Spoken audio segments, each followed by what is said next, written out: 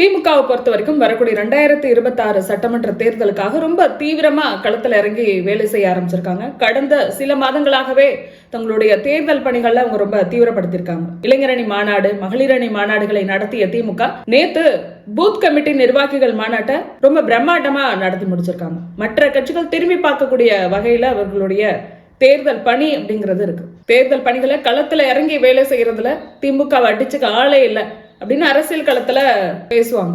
அதே திமுக இந்த தேர்தலிலும் நிரூபித்து வருது அப்படின்னு தான் சொல்லணும். வெல்ல போவது தமிழ்நாடு அணியா டெல்லி அணியா என முடிவு செய்ய போவது இந்த தேர்தல் தான் அப்படின்னு நேத்து பூத் கமிட்டி நிர்வாகிகள் மாநாட்டில் திமுக தலைவரும் முதலமைச்சருமான ஸ்டாலின் பேசியிருக்காரு.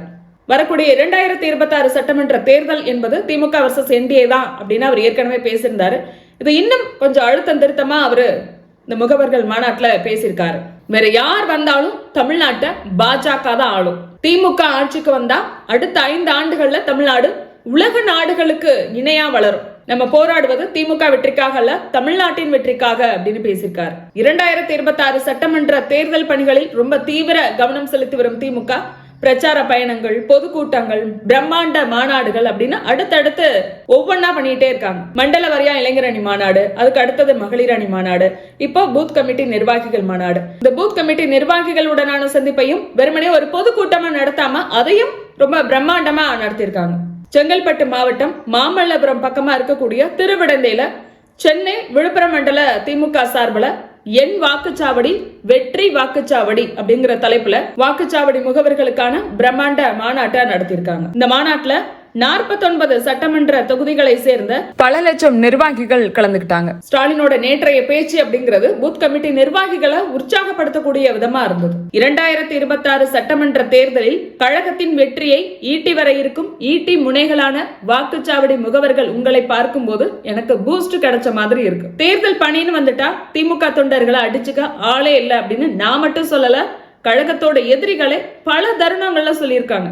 உங்களுக்கு ஒதுக்கப்பட்ட 100 வாக்காளர்களை 5 முறை சந்திக்கணும், 5 முறை அணுகணும், அரசின் சாதனைகளை எடுத்து சொல்லி வாக்குகள் கேட்கணும். 234 தொகுதிகளிலும் இந்த ஸ்டாலின் தான் வேட்பாளர் என்று நினைத்து வேலை பாருங்க அப்படின்னு முகவர்களுக்கு அறிவுறுத்தி இருக்கக்கூடிய ஸ்டாலின், இந்த தேர்தல் வெறும் 2 கூட்டணிகளுக்கு இடையிலான போட்டி இல்லை, இது தமிழ்நாடு வர்சஸ் என்டிஏ இடையிலான போர்.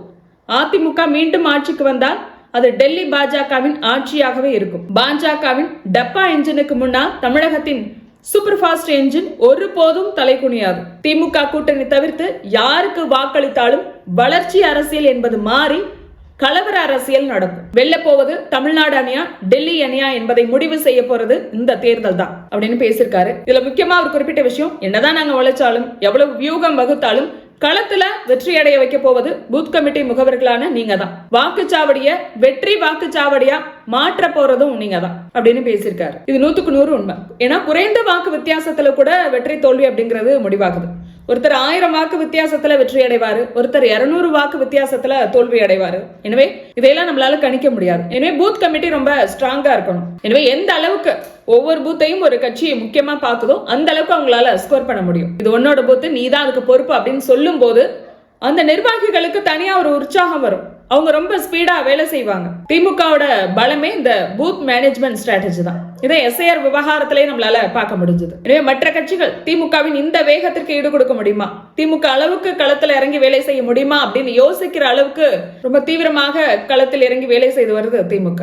எனவே இது குறித்து உங்களோட கருத்து என்ன அப்படிங்கறத கமெண்ட்ல பதிவு பண்ணுங்க.